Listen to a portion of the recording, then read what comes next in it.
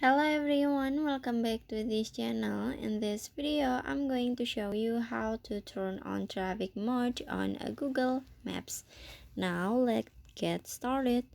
First, open your Google Maps apps. And after this, in here, if you wanna turn on the traffic mode, it's so pretty simple. So you just click on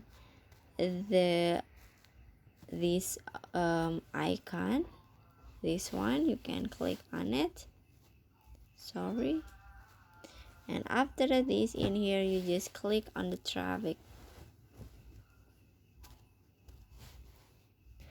and now you can go back and then you can see the traffic at your city like this.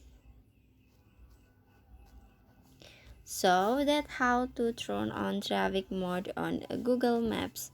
I hope you found this video to be helpful. If you enjoyed the content, please consider like, comment, and subscribe down below. Bye bye.